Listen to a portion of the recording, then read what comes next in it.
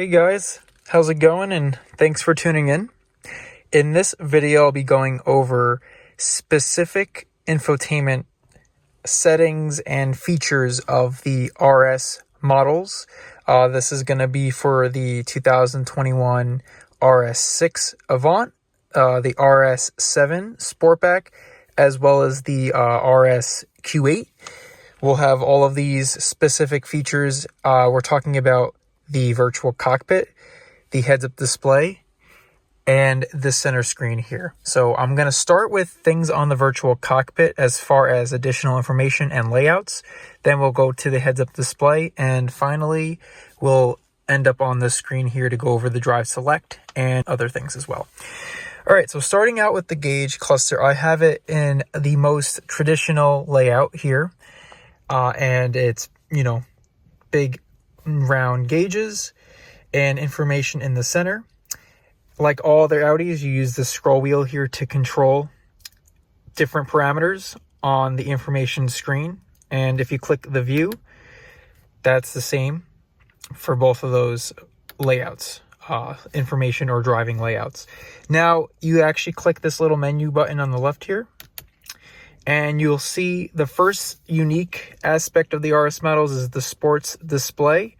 And then secondly, it is acceleration measure. So let's go into sports display. And here you'll get cool parameters like the G-force meter.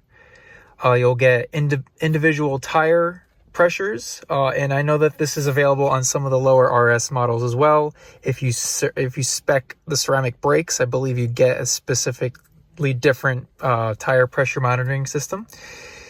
You get engine torque and power data and etc. And this again is accessible in both views and all the other layouts, which I'll show in a second. So that's the first unique feature. Secondly, you have the acceleration measure. So in here you'll have the ability to start in time, 0 to 100 kilometers, which is 62 miles an hour, 0 to 200, which is 124, the 1/4 and the 1/8 mile as well. And again, accessible in all layouts and both views. All right, so now let's move on to different layouts for the virtual cockpit. So I'm going to click the view button, go back to the driver, go back to, let's just do trip computer. So now we're going to actually have to take our attention to the center screen here. And what you want to do is you're going to want to click the home button. Then you want to go into settings. And then from here, you want to go into display and brightness. And then you'll see right here where it shows Audi Virtual Cockpit. You want to give that a click. So now once you're in here, this is where you have to go in order to change the layout on the virtual cockpit. As you can see, we have three specific gauge layouts for the RS models. RS Sport, again, is what we're currently in, the most traditional. Then you have RS Performance. And then lastly, the RS Runway. And in each of these, you do have a configure button that pops up below. You have to make sure you select it first, and then you can click on configure. In the Sport, the only thing you really can configure is the additional display, which is no specific RS information there. It's really just when you're looking at the gauge cluster, instead of showing nothing in the tachometer, you just get a little bit more information. And again, in this view, it pops up on top.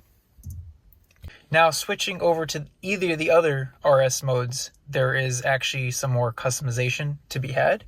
So let's go into the center one here. So we've officially switched into RS Performance layout. There you go. This is the information view. So the tach has become a flat line to the left and the speedometer flat line to the right. Click the view button and you get kind of this boomerang shaped tachometer with a digital speed readout in the center.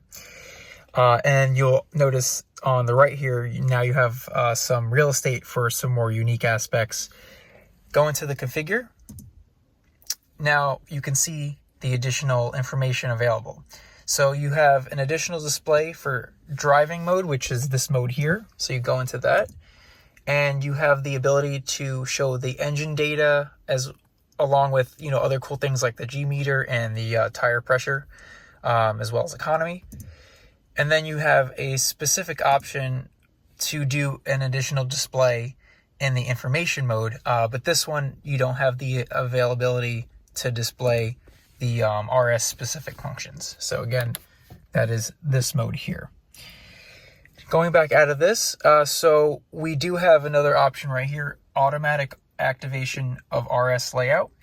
So that is checked, and for some reason, when that is checked, what that means is when you click RS mode on the steering wheel, if you're in either RS Sport or RS Performance layout, when you click into an RS mode, it will switch you to the RS Runway.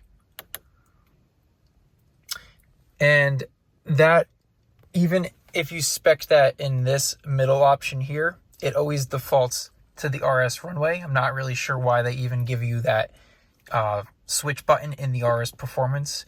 But basically, to turn that off, if you didn't want the runway to show up every time you go into either RS1 or RS2 mode, something we'll talk about in a bit, you have to then go into either of these.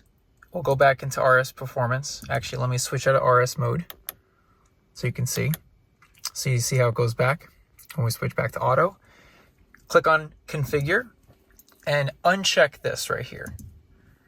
Automatic activation of RS layout. Now, when you click the RS button, it does not change. And I know some I've actually seen on forums and Facebook groups, owners asking about this. So this is the trick. If you don't want it to switch to the runway, you have to make sure that that is not checked, that little slider button. So now lastly, let's go into the runway.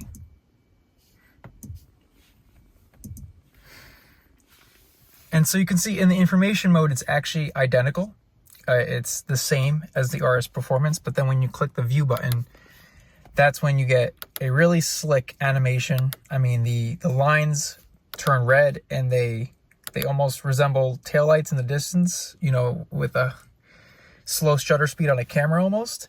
And then you get the vertical lines for the tachometer and a digital speedometer in the center. Go into Configure. You have the same automatic activation of RS layout. I'm going to get that on because that's how the owner had it. And then the same exact parameters as the last mode as far as information on the display.